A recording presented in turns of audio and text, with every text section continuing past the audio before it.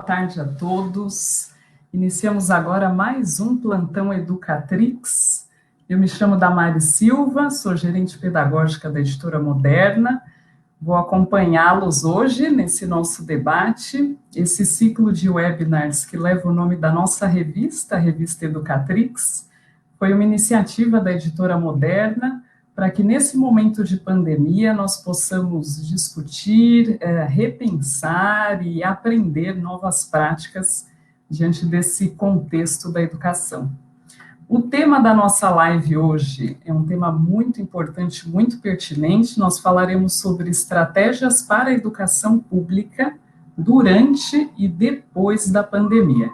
E para isso nós contaremos com a presença da Márcia Bernardes e do Herbert Lima.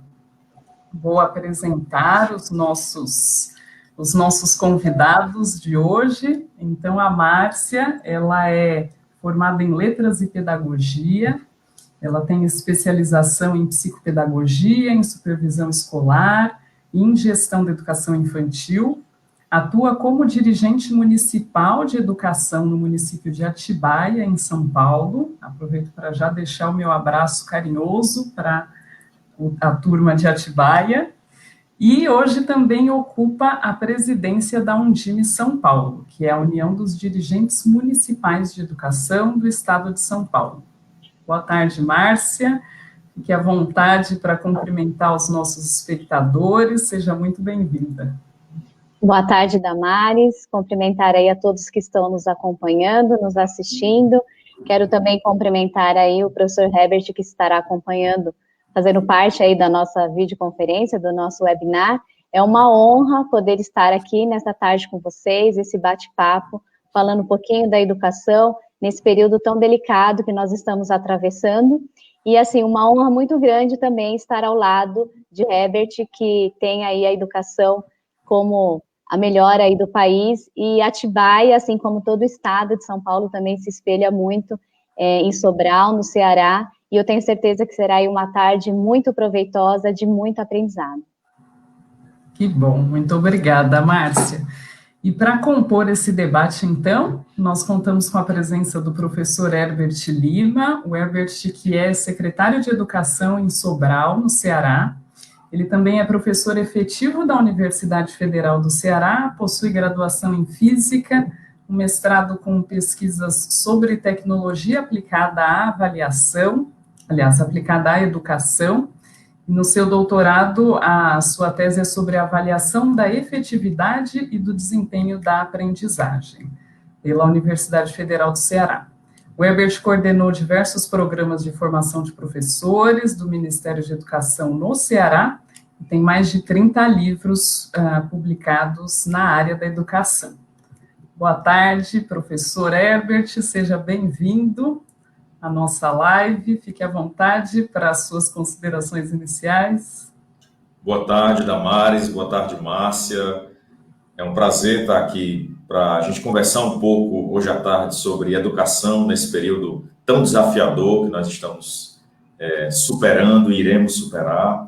Quero cumprimentar também de maneira muito especial a Márcia, que é uma excelente gestora, uma grande amiga, e agradecer mais uma vez à Editora Moderna e o Grupo Santillana por participar de uma iniciativa como essa. Grande abraço, eu espero que a gente tenha aí um excelente debate.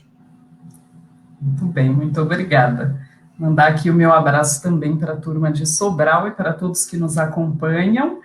Eu gostaria de dizer que todos podem nos enviar perguntas. Eu vou, na medida do possível, coordenando aqui e repassando as perguntas para os nossos entrevistados. Gostaria de dizer também que vocês podem emitir um certificado para essa live. O certificado está disponível na descrição do vídeo, na nossa página no Facebook. Bom, eu começo com uma pergunta, é uma pergunta para os nossos dois palestrantes, mas que eu direciono primeiramente para a Márcia, que é, acho que uma curiosidade de todos que nos assistem, né? Como é que a educação do seu município tem enfrentado esse período de isolamento, Márcia? Bom, é fácil, não está sendo, né? Não está sendo nada fácil. No entanto, a gente tem visto aí muito engajamento dos nossos profissionais e também das famílias. Então, está sendo aí um momento de reinventar a educação e a todo momento nós estamos pensando em novas estratégias. Toda ação que nós acabamos colocando no município, que nós acabamos divulgando, nós temos algumas implicações.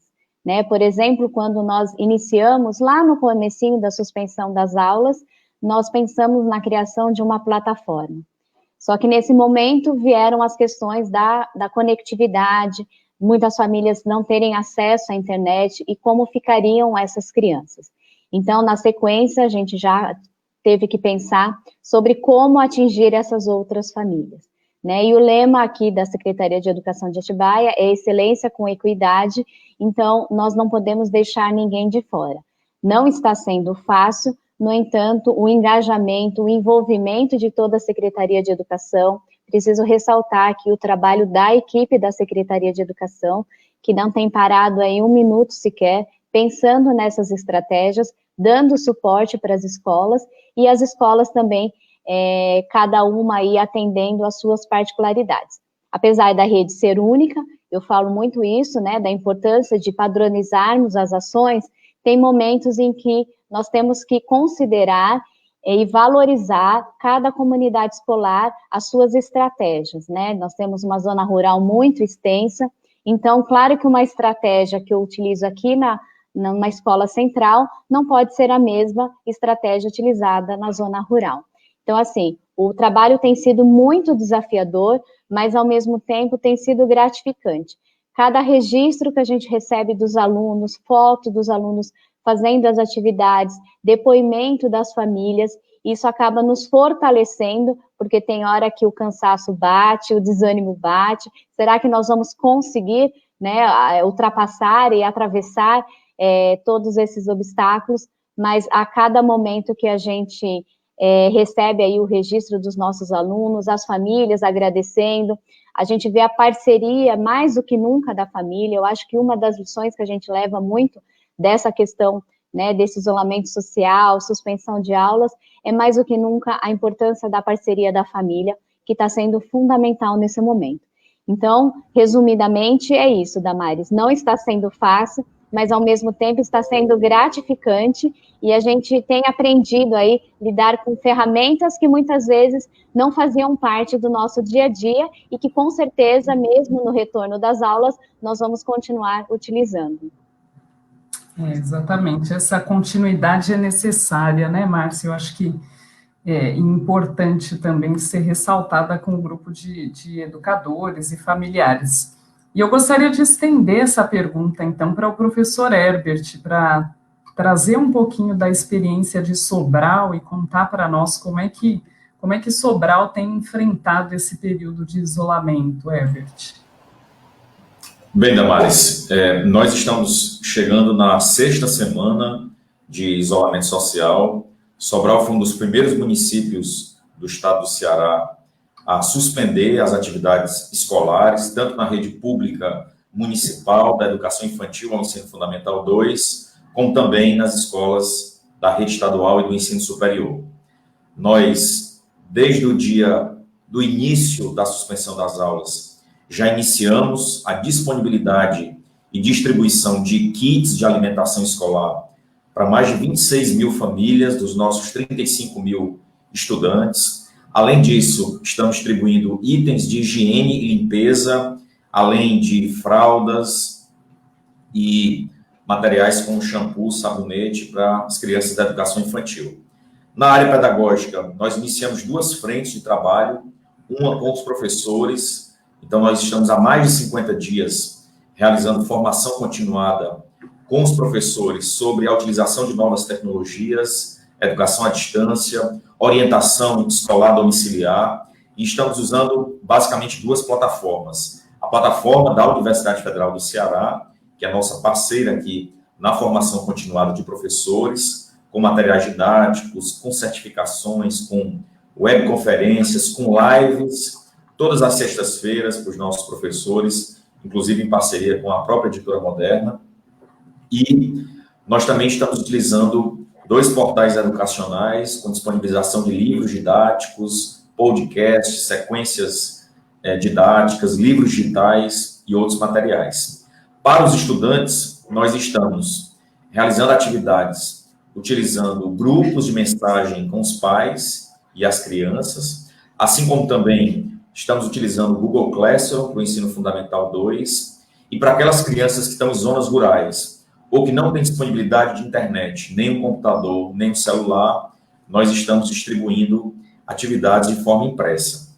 Porém, vale ressaltar que nós não estamos implantando o uso da educação à distância, nem do ensino virtual, nem de atividades domiciliares para contabilizar como carga horária, como dia letivo ou como conteúdo dado. Nós estamos, sim, realizando essas atividades para manter o vínculo da criança com a escola, para manter as atividades dos professores, assim como também dos demais funcionários. Nós não dispensamos nenhum profissional, nem temporário, obviamente, nem muito menos efetivo. Mantemos com todas as equipes de trabalho virtual e estamos aguardando o fim da pandemia para ter um calendário de reposição e realizar todas as atividades normalmente, sem nenhum prejuízo, nem para aluno, nem para professores.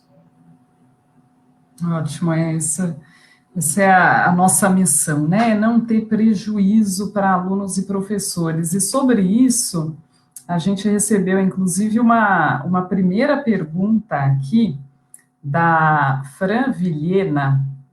Ela diz: boa tarde, Fran.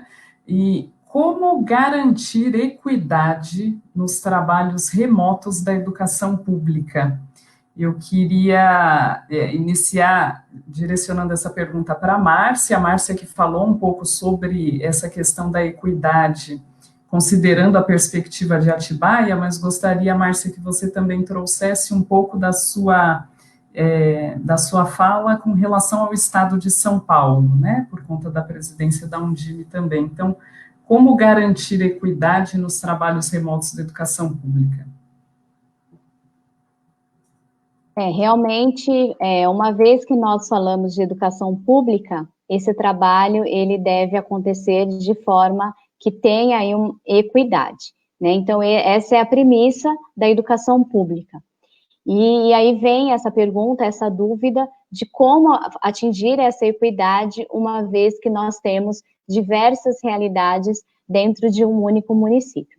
E a equidade nós atingimos justamente fazendo aí uma leitura do nosso município, fazendo uma leitura, e cada gestor tem que ter a leitura da realidade da sua escola, e a partir daí criar as estratégias. Então, como o Herbert disse, aqui em Atibaia nós temos a plataforma, onde nós incentivamos as famílias a acessarem a plataforma, até por uma questão de economia de impressões, né, das atividades. No entanto, nós também não podemos descartar as famílias que não conseguem ter acesso. Então, aqui em Atibaia, e eu sei que isso acontece também em muitos municípios paulistas, além das plataformas digitais, acontecem plantões nas escolas para fazer a entrega das atividades impressas. Então, é muito importante que cada comunidade escolar faça uma avaliação da sua realidade. Outro dia, até conversando com uma formadora, ela falou que tem um município que eles colocaram carro de som, né, percorrendo o município, que é a forma em que o município se comunica com a população. É muito importante cada bairro verificar um líder comunitário para que esteja conversando com essas famílias, né, para que seja aí um canal também de comunicação.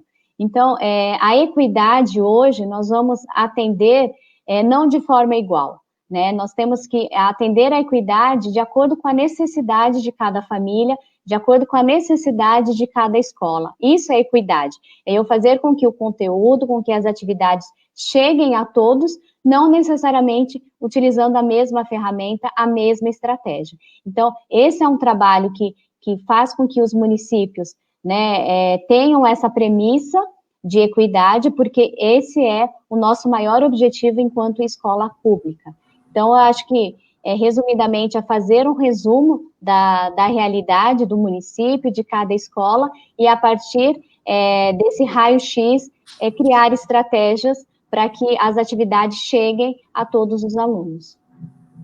Ótimo, exatamente, a partir da realidade, né? Isso é algo que a gente tem que sempre ter no nosso horizonte, né? Eu estendo a pergunta para o professor Herbert, considerando as diferentes realidades no município de Sobral. Se você quiser complementar um pouquinho, Herbert. Bom, eu acho que a fala da Márcia foi muito precisa. O que eu gostaria de complementar e até uma reflexão. Nesse momento, é muito importante que as iniciativas não promovam exclusão educacional. A partir do momento em que se impõe a utilização de ambientes virtuais, de plataformas, ou até mesmo que se contabilize dias letivos, atividades realizadas, ou até mesmo conteúdos, habilidades e competências consideradas como sendo aulas ministradas, seja por meio do uso de ambientes virtuais, da educação à distância, ou até mesmo da utilização de materiais impressos como atividades domiciliares, a gente pode estar criando aí uma situação de exclusão educacional muito grande, porque muitas vezes o pai e a família não têm a habilidade, a técnica, a didática e os conteúdos, nem muito menos a metodologia de como abordar e trabalhar determinados assuntos para o desenvolvimento das habilidades e competências das crianças. Claro que é fundamental as redes públicas não interromperem essa comunicação, então, realizar videoaulas, enviar áudios, criar grupos de mensagem de WhatsApp com as crianças, com as famílias. A gente vê algumas redes públicas transmitindo aulas em canais de TV, por rádio, através da internet, as redes privadas também fazendo essa transmissão ao vivo pelo YouTube, pelas redes sociais, ou até mesmo utilizando aplicativos, softwares específicos, como é o caso do Zoom, do Hangout, do Google Meet, do Skype.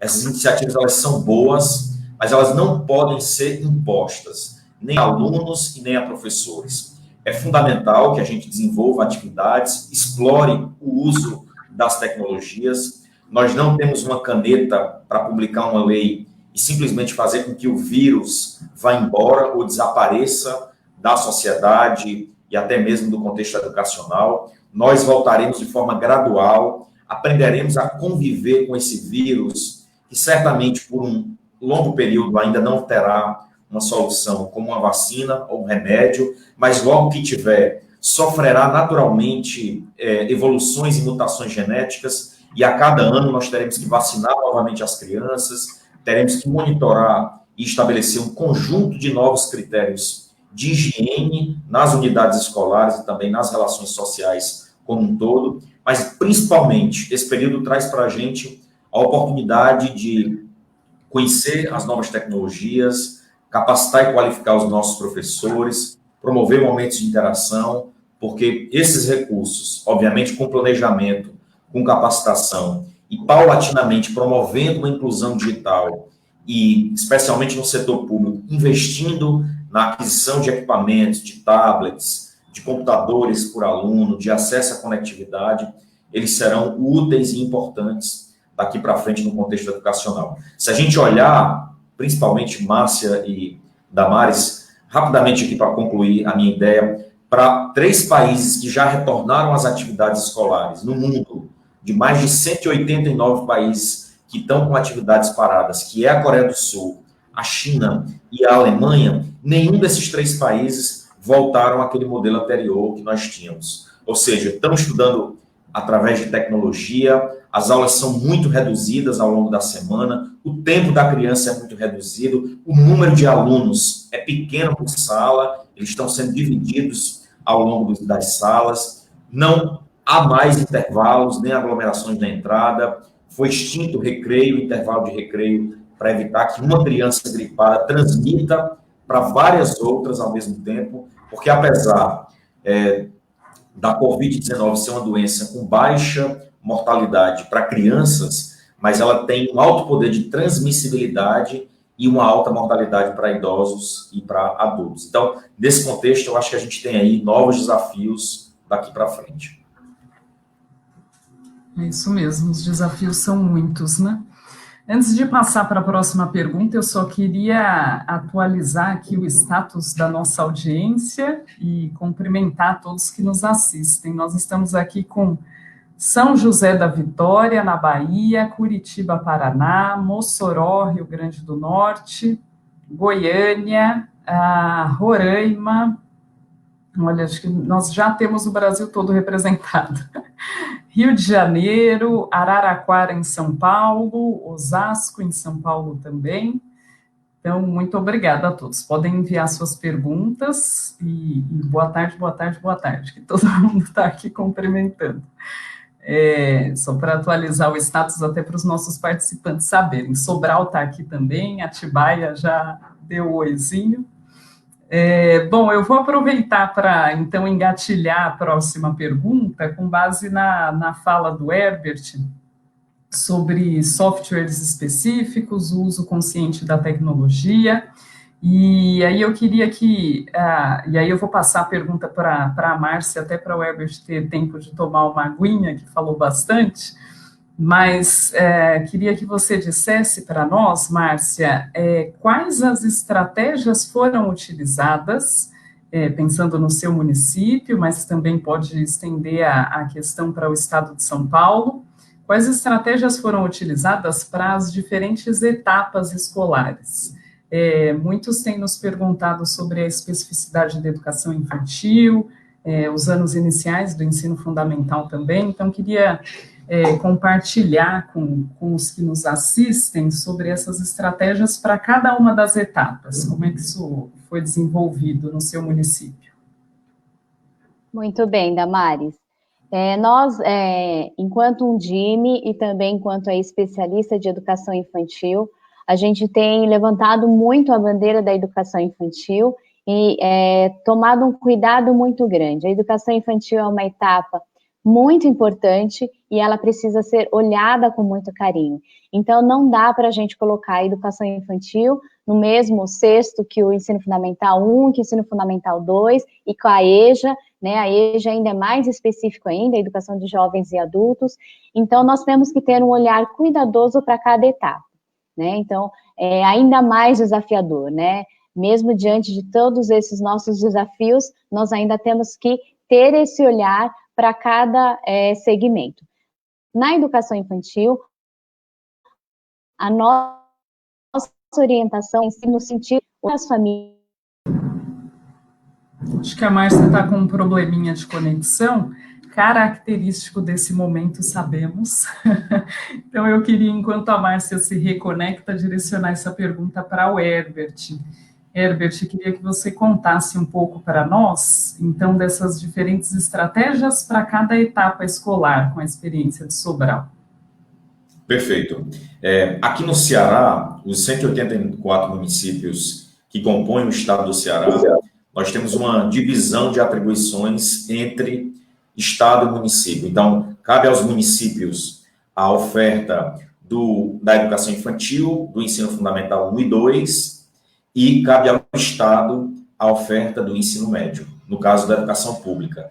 E, eventualmente, o ensino superior, universidades públicas estaduais, federais e instituições privadas. Nesse contexto, a gente tem 3 modalidades que estão sendo trabalhadas nesse período de distanciamento social, de isolamento social, através de orientações domiciliares, tanto a educação infantil como o ensino fundamental 1 e 2. No caso da educação infantil, é preciso uma série de cuidados. Nós temos em Sobral um currículo próprio da educação infantil, temos um atendimento universalizado de 4 a 5 anos, atendemos mais que o dobro da média brasileira de 0 a 3 anos, mas a gente, num período de isolamento, sabe que a criança que tem ali no seio da sua família carinho, amor, cuidado, zelo, muitas vezes o pai ou a mãe que não tem formação acadêmica ou na área pedagógica não vai conseguir desenvolver algumas estratégias com fins para desenvolvimento de atividades pedagógicas e cognitivas.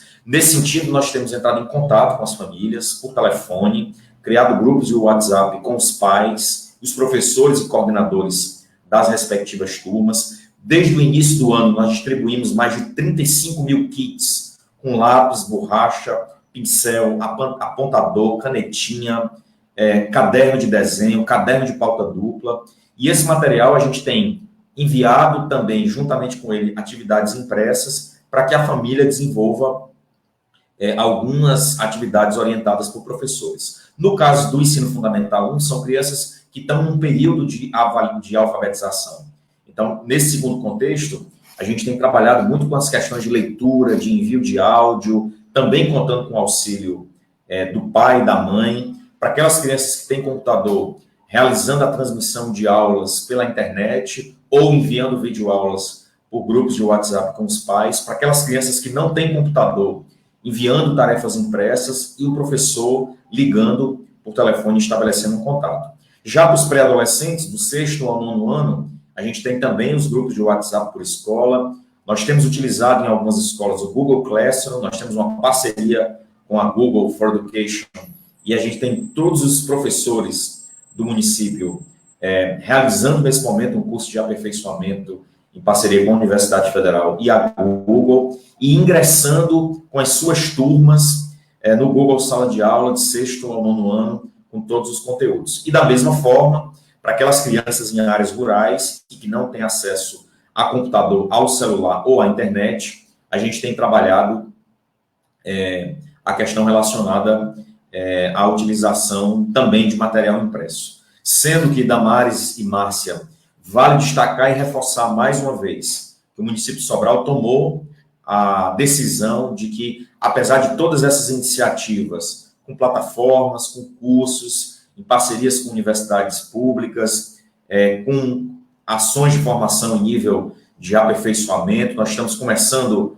agora a se preparar para uma pós-graduação, e de todas essas outras iniciativas com os alunos, desde a educação infantil e do ensino fundamental 2, nós pretendemos sim repor todo o calendário, todos os conteúdos, todos os dias letivos, posteriormente, sem gerar nenhum tipo de prejuízo para alunos que eventualmente não tenham sido alcançados nesse momento da pandemia. Bom, tem uma pergunta aqui do Ivan, se a gente pretende, nesse momento, realizar algum tipo de avaliação. Não, nesse momento são atividades de revisão, atividades livres, de integração, de aproximação com o pai, com a família, com a criança. Já respondi, o Ivan. Tem outra pergunta aqui da Mônica, que é como está acontecendo a formação continuada dos professores nesse período. Nós estamos realizando através da educação à distância, a Mônica da Silva, utilizando a plataforma da Universidade Federal do Ceará, em cursos de aperfeiçoamento. Estamos utilizando também o Google for Education, através do Google Classroom. A gente está cadastrando os professores, realizando videoconferências, lives com especialistas toda sexta-feira. Disponibilizamos 2 plataformas em parceria com a Editora Moderna, com livros digitais, com sequências didáticas, com audiobooks, com podcast, objetos e animações também nessas plataformas. E a gente está num constante período de reuniões semanais com todos os nossos diretores, coordenadores e professores. Tudo isso que eu estou colocando para vocês está em áudio, em vídeo completo, além de fotos disponibilizadas para serem acessadas no site da Secretaria de Educação de Sobral. É só colocar no Google ou então no nosso blog. A Ana Cláudia também está fazendo uma pergunta, mas aí eu vou passar a palavra para a Damares interagir um pouco mais com a gente. Vamos ver se a Márcia retornou à conexão. Obrigado. Eu acho que a Márcia ainda está com dificuldade na conexão dela. Daqui a pouco a gente volta com a Márcia. Voltou a Márcia. Acabei de receber aqui a mensagem. Então, a Márcia conclui a sua fala, né, Márcia? Nós contávamos sobre as estratégias para as diferentes etapas. Isso. De volta. Desculpa, viu? A internet acabou caindo a conexão.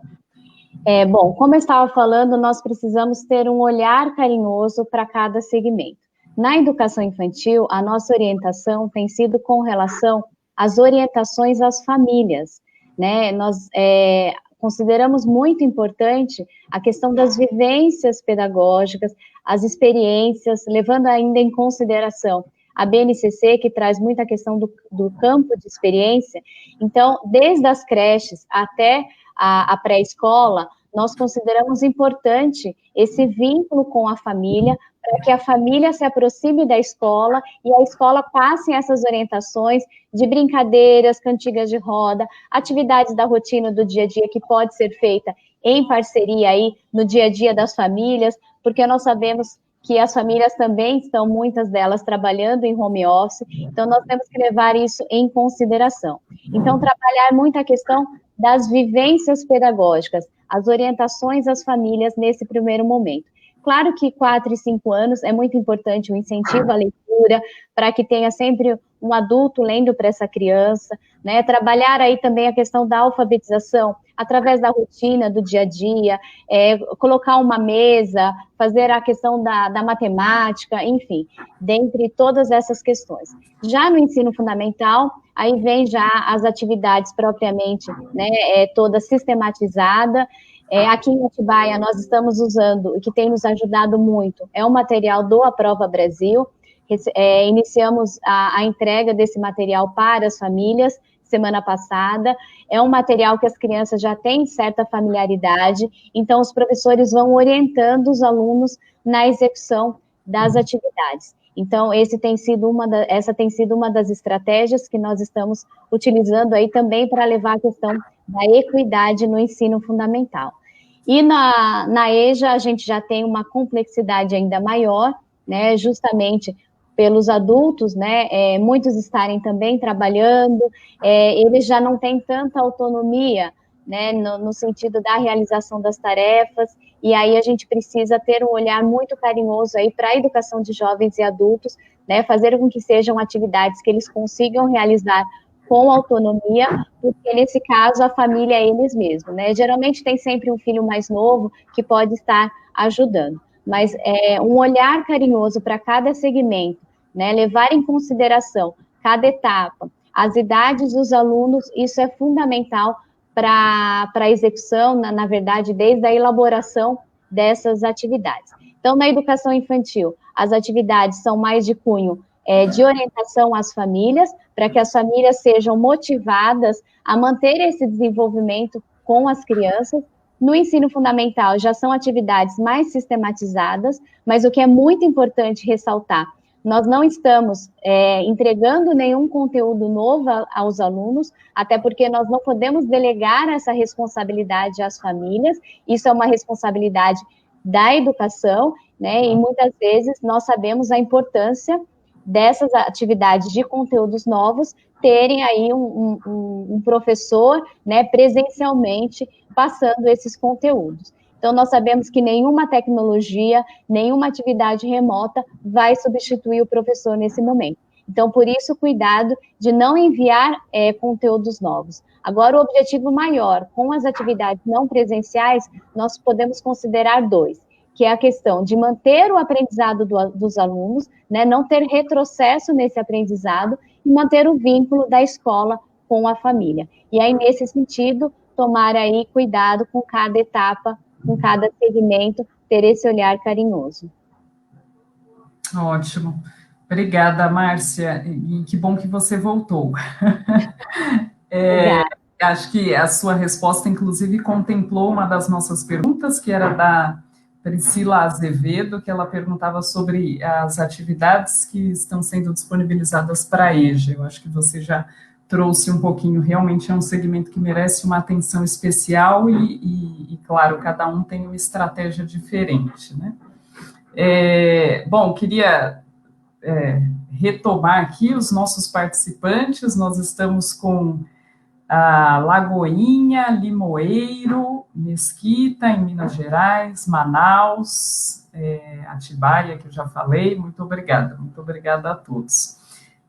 Bom, eu vou passar aqui para a próxima pergunta, que é sobre a questão da formação, que vocês já trouxeram um pouco sobre a formação de professores, e aí eu tinha uma questão aqui, deixa eu ver, acho que eu perdi o nome da pessoa, mas ela falava exatamente sobre como é que os professores têm lidado, né? Vocês que são gestores e que têm o contato direto com os educadores, como é que os gestores têm lidado com isso, com essa dinâmica de envio de atividades, com o distanciamento social e com o desafio das aulas remotas? Queria que a Márcia respondesse e aí depois que o Herbert complemente. Bom, a gente está vendo aí muita criatividade por parte dos professores, né? Apesar de até brincarem, né, que nós não somos YouTubers, e eu me encaixo também, porque eu também sou professora universitária e tenho também me virado aí nos 30 para poder fazer as aulas aí de forma remota. A gente tem contado muito com a criatividade dos professores. Tem uns que têm, né, mais facilidade de estar à frente de uma câmera, outros já têm um certo receio, preferem não utilizar muito. Então, assim, a gente tem respeitado muito a criatividade dos professores e também não tem colocado nenhuma imposição. Nós entendemos que cada professor conhece muito bem a realidade dos seus alunos, conhece a sua turma, e aí, nesse sentido, a gente tem solicitado que os professores atinjam as famílias, afetem as famílias da melhor forma possível, e cada um utilizando aí das suas estratégias. A gente tem percebido que grupos de mensagens têm dado muito retorno, têm dado muito certo, né, e esse é um canal que eles estão utilizando muito. Eu tenho professores que criaram também conta no YouTube, então eles passam videoaulas, né, algumas orientações pelo YouTube, via mensagem. Nós temos também a possibilidade do professor estar atendendo presencialmente, tirando alguma dúvida na escola, né? Claro que tomando aí todas as medidas sanitárias de segurança, álcool gel, máscara, mas na medida do possível, as orientações têm sido mesmo de forma remota, e a gente tem tido aí um sucesso, né, um retorno bem positivo das famílias. Claro que a gente não consegue, né, atender 100% de uma forma agradável, né, atendendo aí a necessidade, mas na medida do possível a gente tem percebido que os professores estão se engajando muito para que consiga atingir aí todos os alunos. Ótimo, muito bom, obrigada, Márcia. Eu acho que vou até aproveitar a sua resposta, porque chegou uma pergunta aqui para nós, da Miriam Santos Silva, e ela fala: estou vendo todo o empenho e dedicação por parte dos educadores e gostaria de saber do feedback por parte dos alunos, como está sendo essa receptividade. E eu aproveito até para contar uma anedota aqui, eu que tenho contato com professores de todo o Brasil, e essa semana uma professora, colega minha, ela recebeu por meio da plataforma, uma plataforma do Google, uma observação de uma aluna do 9º ano, e aí essa aluna reclamando, ela fez uma carta aberta para todos os professores da sua escola, uma carta aberta dentro do ambiente deles, falando que, em nome daquele 9º ano, que os alunos estão recebendo muitas atividades e que eles não dão conta de lidar com todas essas atividades, e isso virou pauta para uma reunião pedagógica nessa escola, em que os professores passaram, então, a rever as suas estratégias, né, porque os professores também estão aprendendo tudo agora, né, esse novo, tudo não, né, mas parte dessa nova forma de ensinar, os professores estão aprendendo, vivenciando. Então, contei essa anedota porque ela dialoga muito com essa questão da Miriam, e queria saber de você, Márcia, se você tem um feedback dos alunos e posso estender também para as famílias, né, na educação infantil, nos anos iniciais, às vezes as famílias também podem dar esse retorno com relação à receptividade dessas aulas remotas e das atividades complementares. Nós estamos, pelo menos eu vou responder aqui por Atibaia, nós estamos tendo agora o retorno dos alunos recentemente, porque antes das férias, só para vocês entenderem um pouquinho, nós tivemos aí a suspensão de aula, né, a partir do dia 20 de março, e aí depois, logo na sequência, nós optamos, assim como o estado de São Paulo todo, em entrar de férias, até para a gente poder pensar nessas estratégias, como que nós estaríamos lidando com isso. Então, antes das férias, as atividades, elas não eram obrigatórias, eram mesmo atividades para se manter o vínculo com a escola, manter o vínculo com a rotina de estudo. Depois do retorno das férias, nós retornamos com as atividades já contando aí como carga horária, né? Só que, no entanto, nós só vamos poder contar essas atividades como carga horária letiva, uma vez que nós tivermos o retorno desses alunos dessas atividades. Então, nós estamos aí, desde a semana passada, fazendo toda a mobilização para que nós consigamos atingir todas as famílias. Nós criamos uma planilha de monitoramento, então cada professor ele tem uma planilha e ele vai, aluno por aluno, monitorando. Ele acessou a plataforma? Não acessou. Então, será que ele baixou as atividades no site da prefeitura? E aí o professor entra em contato com a família, liga para saber se está dando tudo certo, se está realizando as atividades. Não acessou a plataforma, qual foi o motivo? Não tem internet? Então retira as atividades na escola. Não retirou? Então nós estamos agora nesse terceiro momento, fazendo um levantamento de quem não acessou por nenhuma outra estratégia, nem pela plataforma, nem pelo site da prefeitura, nem na escola. Então, agora nós estaremos indo até a casa das famílias. Então, assim, o retorno dos alunos que já realizaram as atividades, o retorno está sendo positivo. Então, nós temos esse desafio de chegar a todos e fazer com que o retorno de todos também seja positivo. Na grande maioria, é claro que os retornos que nós estamos recebendo, na grande maioria, é muito positivo.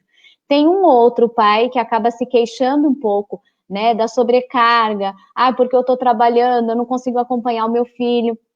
Nós sabemos que na educação infantil é bem trabalhoso para as famílias, porque não é simplesmente você deixar lá um material, um livro, uma apostila para ele resolver. Na educação infantil tem que vivenciar, tem que criar as atividades, né, as nossas vivências, as propostas das vivências que nós enviamos para as famílias são brincadeiras, brincar de mercadinho, brincar, fazer massinha, né? Então tem que pôr a mão na massa mesmo. E isso acaba sendo mais trabalhoso para as famílias. E também é muito trabalhoso a questão da alfabetização, né? Nós sabemos que é muito importante que a criança tenha um adulto, né, que possa estar lendo as atividades, que possa estar ajudando os alunos nesse sentido.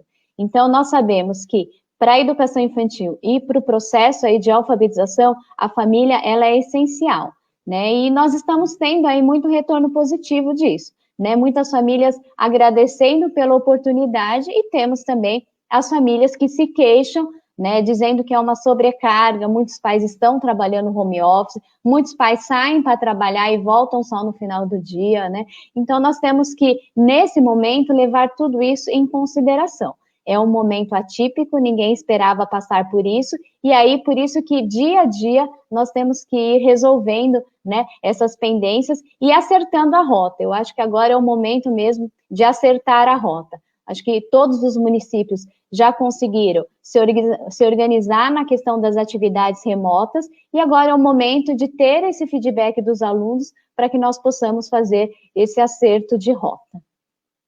Eu acho que é isso, Damares. Joia, muito bom, obrigada, Márcia. Chegou uma pergunta aqui que eu vou repassar, porém não sei se você já pode nos responder, porque essa é acho que a pergunta de todos nós. É uma pergunta de Andrei César.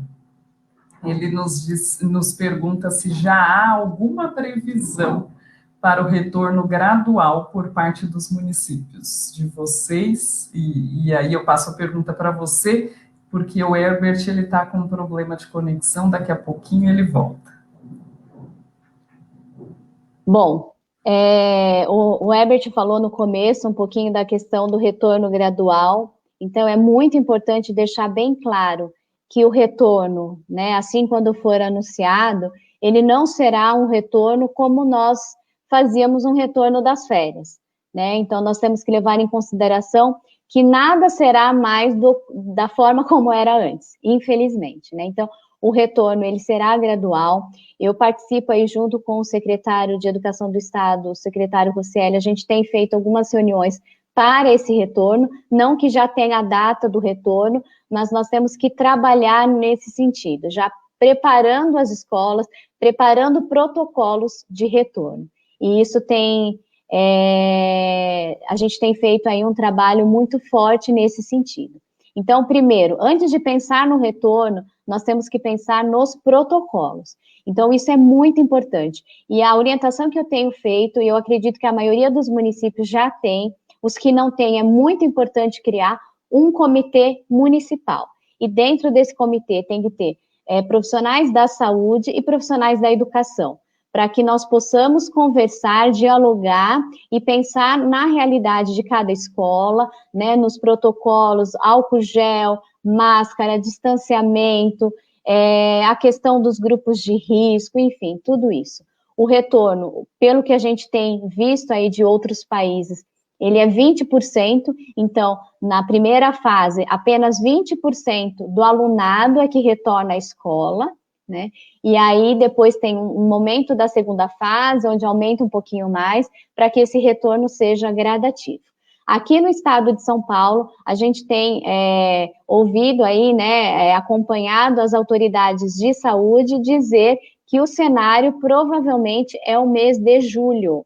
Só que ainda são estudos, né? Tudo vai depender do comportamento, da evolução desse vírus. Nós estamos num momento bem crítico aqui no estado de São Paulo, principalmente na capital. Então, a gente tem que tomar muito cuidado nesse sentido, né? Então, nós aguardamos todas as orientações da saúde, o que é muito importante deixar claro para as famílias, para os profissionais da educação, que essa não é uma decisão do secretário de educação, não é uma decisão exclusiva do prefeito, né? Nós seguimos todas as decisões das autoridades de saúde, da ciência, então isso é muito importante. Então, a minha sugestão que eu deixo aqui, né, antes da gente pensar no retorno, que o município se organize aí com um comitê, pensando em todos esses protocolos e já elaborando aí como será esse retorno gradual, né, considerando aí essa porcentagem, enfim, né? Então, a Undime São Paulo vai trabalhar em cima desses protocolos, vai estar orientando todos os municípios, né, de como elaborar esses protocolos. A nossa intenção é entregar protocolos prontos para os municípios, né, para que eles possam, junto com os comitês municipais, adequar de acordo com cada realidade. Ah, joia, obrigada, Márcia. Tem uma pergunta aqui da Andréia Guerra, que eu acho que ela faz menção à parte da sua resposta quando você falava sobre as estratégias para cada uma das etapas, Márcia, que ela diz, vocês falaram sobre atendimento individual na escola, como?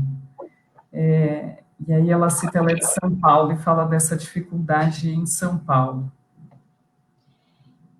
Damaris, quando eu falo de atendimento presencial na escola, em alguns casos onde não se tem contato com a família, né, por mensagem, por telefone, ou muitas vezes a família necessita de uma orientação para que ela possa ajudar aquela criança, e isso, em momento algum, ele é proibido, esse atendimento presencial. O que está suspenso pelo decreto é a suspensão de aulas. E por que a suspensão de aulas? Porque para evitar aglomeração, o trânsito das crianças, né? Porque nós sabemos que com as aulas, o transporte escolar, o transporte urbano acaba sobrecarregando muito. Então, o atendimento individual, se alguma família, porventura, solicitar, isso não é proibido, né? Então, nós estamos aqui para atender as famílias de forma remota. E o atendimento presencial, ele não deixa de ser um atendimento de forma remota. Nós não estaremos dando aula, mas muitas vezes tem uma orientação específica, a família quer entender como que, talvez, um exemplo, e como que faz a divisão? Na minha época eu aprendia de um jeito, meu filho não está conseguindo entender, né? Então, se a gente não conseguir fazer esse atendimento de forma remota, esse atendimento pode ser de forma presencial, tomando cuidado aí, levando todas as medidas de segurança, sanitárias, né, todos os cuidados, atendimento individual, uma pessoa por vez, né, então, essa também é uma saída. Não é o ideal, até porque os professores não vão conseguir atender individualmente todos os pais, né, de uma sala aí de 30 e poucos alunos, mas é uma opção para aquele pai que precisa de uma explicação, de alguma orientação mais específica. Tá joia, obrigada, Márcia. É sempre bom lembrar, né? Como disse a secretária, os cuidados todos devem ser tomados, e tenho certeza que o município de Atibaia e a Márcia, que representa também a Undime São Paulo, quando esse atendimento acontece, é com muita responsabilidade e com todos os cuidados sanitários sendo tomados. Obrigada, Márcia. Tem uma questão aqui do Newton que ela já foi contemplada, Newton, acho que nós já falamos um pouco sobre isso. Ele pergunta sobre, ele cita a questão da desigualdade no nosso país, as diferentes realidades e como ter condições de acompanhar esse processo todo. Eu acho que na fala do professor Herbert e da professora Márcia ficou bem claro que todas as etapas elas precisam ser olhadas e todos os contextos também. E a partir desse contexto é que nós podemos desenvolver estratégias para tentar atenuar ao máximo a desigualdade que está posta no nosso país, né? É um desafio para todos nós. Tem uma pergunta do César que vai nessa mesma linha, ele questiona a questão dos alunos que estão em vulnerabilidade social, acho que entra no mesmo contexto, né? Nada que nós dissermos aqui trará uma resposta e uma solução para isso, mas o nosso compromisso como educadores, como gestores de redes, é exatamente olhar para cada especificidade e, de alguma forma, desenvolver estratégias para cada uma delas, como as que o Herbert e a Márcia já citaram aqui. Bom, só mais uma atualização de status, né? Nós estamos quase terminando o nosso tempo aqui, mas queria agradecer a presença de Caridade no Ceará, Tutóia Maranhão, Oswaldo Cruz São Paulo, Santa Teresa Espírito Santo. Ainda temos tempo para mais algumas perguntas, vou selecionando aqui. Tem uma questão, Márcia, eu acho que é uma curiosidade de muitos, chegaram alguns questionamentos sobre isso, eu vou representar pela pergunta da Kátia Camargo, que é sobre a educação especial.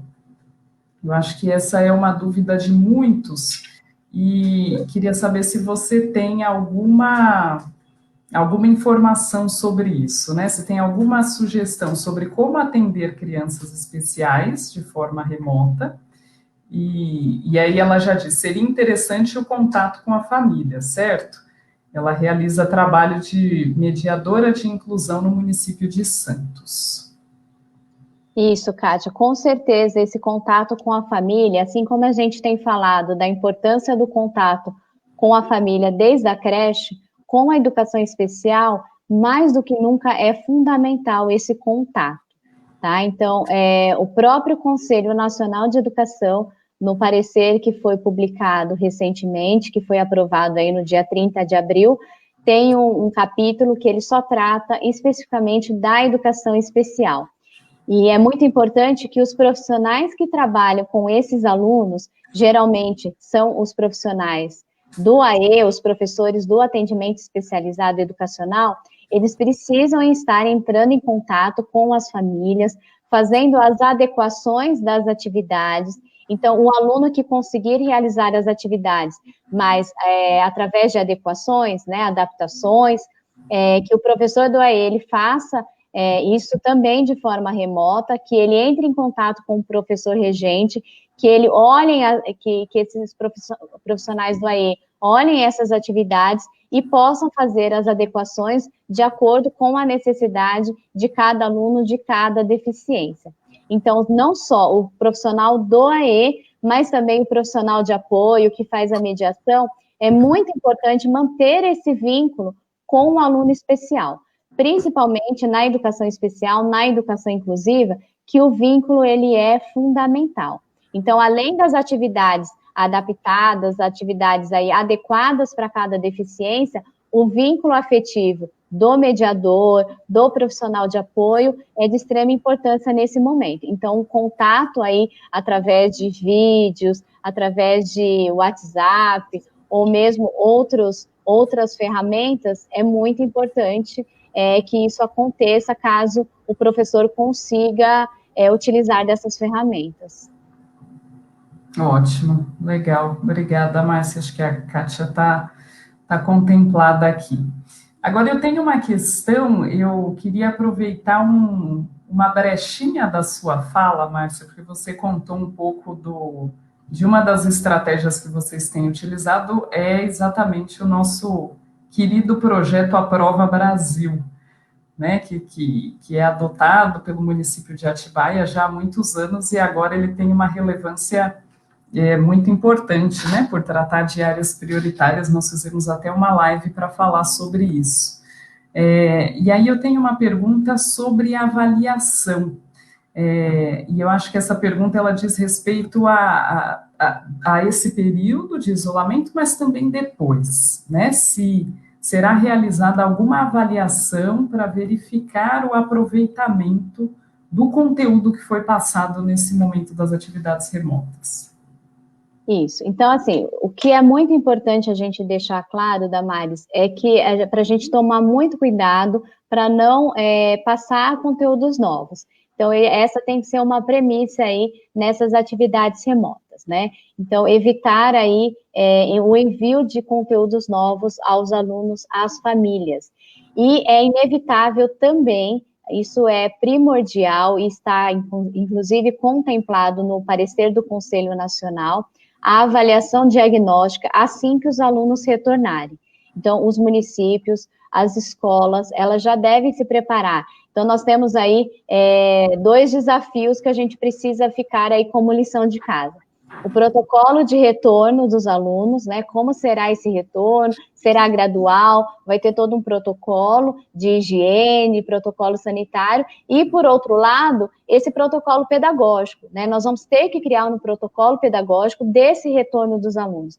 Então, qual é a primeira ação desse protocolo? Avaliação diagnóstica. Nós precisamos saber aonde nossos alunos pararam na aprendizagem, o que eles conseguiram aprender nesse período, se eles conseguiram manter a aprendizagem, se teve alguma defasagem, se eles conseguiram avançar. Isso vai depender também do trabalho das famílias. Então, mais do que nunca agora, nós não teremos uma sala homogênea. Nós já sabemos que todas as salas de aula são heterogêneas, nós temos alunos de diversos níveis, e agora, nesse retorno das aulas, assim que as aulas retornarem, mais do que nunca, os professores terão que ter essa consciência. Primeiro é uma avaliação diagnóstica, para depois a gente seguir na elaboração das atividades, atendendo a realidade, a avaliação aí, o raio-x de cada aluno. No final do ano, provavelmente terá, né, uma avaliação de final de curso, de final de ano, e essa avaliação também é muito importante que ela contemple apenas os conteúdos oferecidos aos alunos. Não dá para eu pegar o conteúdo que eu daria o ano todo, porque a gente não pode querer aqui ser muito sonhador e achar que nós vamos dar conta do conteúdo anual nesse período agora de pandemia, né? Então, esse ano de 2020 é um ano atípico, nós não vamos conseguir dar conta de todos os conteúdos, nós temos que ter a consciência disso e fazer com que os conteúdos prioritários, os primordiais aí, a gente consiga atender até o final do ano. E quando for fazer uma avaliação, levar em consideração aquilo que foi efetivamente trabalhado com os alunos. Não dá para eu cobrar do aluno um conteúdo que não foi trabalhado, mesmo esse conteúdo fazendo parte aí do plano anual da escola, do plano anual da rede. Então, nesse momento agora, avaliação diagnóstica no retorno das aulas, olhar e entender como que cada aluno está na sua fase de aprendizagem, trabalhar individualmente com esses alunos, com as atividades aí, com o reforço, né, a recuperação contínua. O reforço será muito importante nesse período, né? Então, os municípios também precisam se organizar com relação ao reforço escolar, ter muito organizada a questão da recuperação contínua, que é aquela recuperação que acontece no dia a dia, no horário de aula, e a recuperação paralela, que é aquele reforço que acontece no contraturno. E quando for fazer algum tipo de avaliação no processo, por bimestre ou no final do ano, levar em consideração os conteúdos que foram trabalhados dentro daquele bimestre, né, considerando aí o que realmente foi trabalhado, não pegando aí o plano de ensino e querer avaliar algo que o aluno não teve acesso. Então, isso é muito importante. Ótimo. É muito importante mesmo, né? A avaliação sempre com esse olhar de um diagnóstico para intervenção e não com caráter punitivo, né? Uma avaliação que sirva para orientar a nossa tomada de decisão, os nossos planos de ação. Obrigada, Márcia. Tem uma pergunta aqui do Edmar Ávila, que ele pergunta como atingir os alunos que não possuem acesso às redes sociais. Edmar, eu acho que essa pergunta também já foi contemplada aqui, tanto o professor Herbert quanto a Márcia, eles trouxeram nas suas experiências e estratégias a importância do uso de materiais impressos também, né? Então, materiais impressos que são distribuídos nas escolas, que são distribuídos, claro, tomando todos os cuidados possíveis, mas utilizar esse recurso, que seja o livro didático, seja um projeto, um material de apoio complementar, mas utilizar esse recurso que não depende da internet, que não depende de conectividade. O nosso tempo está se encerrando, mas eu queria aproveitar esses últimos minutos para passar para a Márcia mais uma pergunta muito importante, acho que para muitos educadores e famílias, que é sobre estratégias, uma pergunta da Bárbara Tina, e ela pergunta: que estratégias devemos usar para alfabetizar durante a pandemia? Você tem alguma experiência aí de Atibaia, Márcia, ou do estado de São Paulo para essa questão específica da alfabetização durante esse período? Sim, inclusive nós fizemos até uma videoconferência pela Undime São Paulo, porque esse tema é um tema que tem aí nos angustiado muito, porque nós sabemos que a alfabetização é uma etapa, né, da educação fundamental aí para que o aluno possa dar sequência e seguimento na sua vida escolar. No entanto, nós não podemos passar para as famílias essa obrigação de estar alfabetizando as crianças, mas nós podemos dar dicas para as famílias de como incentivar esse letramento no dia a dia. Então, primeiro é o encorajamento. Então, nós precisamos falar para os pais de encorajar as crianças a escreverem, né? Então, e aproveitar a rotina, às vezes está fazendo uma receita de bolo, às vezes está mandando uma mensagem no WhatsApp, e aí sempre está lá brincando com a criança, utilizando as letras, rótulos, né? Trabalhar com as cantigas, trabalhar aí com textos que sejam de fácil acesso aí das famílias e também das crianças, né? Então, a gente tem orientado muito as famílias nesse sentido, de trabalhar a alfabetização dentro de casa a partir dos recursos que eles têm dentro da rotina. Então, uma receita de bolo, uma mensagem que vai mandar no WhatsApp, um canal na televisão que vai colocar, né? Então, sempre estar aí trabalhando o letramento a partir dessas atividades da vida diária, né? Além de muito incentivo à leitura, a leitura é fundamental, então estar sempre orientando as famílias na leitura para as crianças, né? E encorajar as crianças de estarem escrevendo, né? Então, assim, sempre incentivar as crianças, né, a escreverem sempre mais, tomar cuidado para inibir a criança, você está escrevendo errado, não é assim que escreve, né? Porque aí a criança vai acabar se inibindo e evitando de escrever. Então, nesse momento, é mais esse momento mesmo de ficar incentivando, né, de fazer aí todo esse movimento de incentivo a criança a entrar nesse mundo letrado, né? Então, aproveitar todas as circunstâncias da rotina diária que possam ter aí esse momento de letramento, né? Como eu já citei, uma receita de bolo, vamos escrever uma carta, vamos ajudar a fazer a lista de compra do mercado, né? Hoje em dia o que a gente mais faz é fazer compra, né? Porque a gente está em casa e tem que comer o tempo todo. Então, vamos ajudar a fazer a lista de compra, vamos abrir o armário, vamos ver o que está faltando, e aí vai listando, começa com que letra, termina com que letra, né? Então, assim, aproveitar essas atividades diárias da família, para que não tenha que sair aí dessa rotina, porque nós sabemos a sobrecarga de trabalho que tem sido aí para as famílias, e todo momento está trazendo a alfabetização para essas atividades diárias. Então, essa é uma das dicas que a gente deu na nossa videoconferência, que a gente ouviu muito dos especialistas, e a questão da leitura também, muito importante, o incentivo à leitura das crianças, sempre ter um adulto lendo para as crianças, para que eles tenham aí esse modelo de leitor também. Joia, muito obrigada, Márcia. Eu queria até complementar essa sua resposta, contando para todos que nos assistem que o Grupo Santillana desenvolveu uma plataforma, aliás, um portal chamado Maratona Edu. Vocês podem acessar, tá com acesso liberado para todos, sem necessidade de login ou senha. E nesse portal nós temos uma série de livros digitais, temos alguns vídeos com contação de histórias, grandes autores contando histórias, então temos Pedro Bandeira, César Obeide, fica aí como uma sugestão para que todos acessem, é o Maratona Edu, uma iniciativa do Grupo Santillana. Tem alguns comentários aqui sobre a questão da avaliação diagnóstica, que a Márcia citou como uma importante sugestão e algo necessário.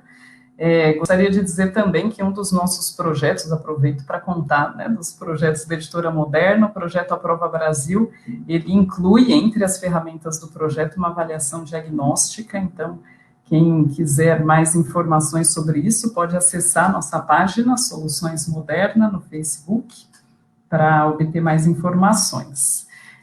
Bom, o nosso tempo se encerrou, nós temos ainda muitas perguntas aqui na fila, infelizmente nunca damos conta de contemplá-las todas, mas eu queria agradecer a presença de todos.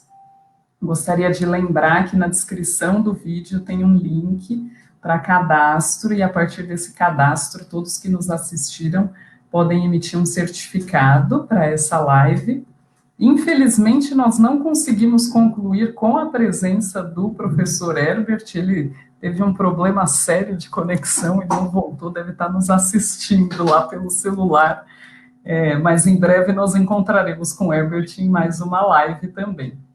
Então, eu gostaria de agradecer a Márcia, gostaria de agradecer ao município de Atibaia também, que nos assiste, que a Márcia aqui representa. Gostaria de agradecer a Undime São Paulo, que é uma parceira da Editora Moderna já há 4 anos.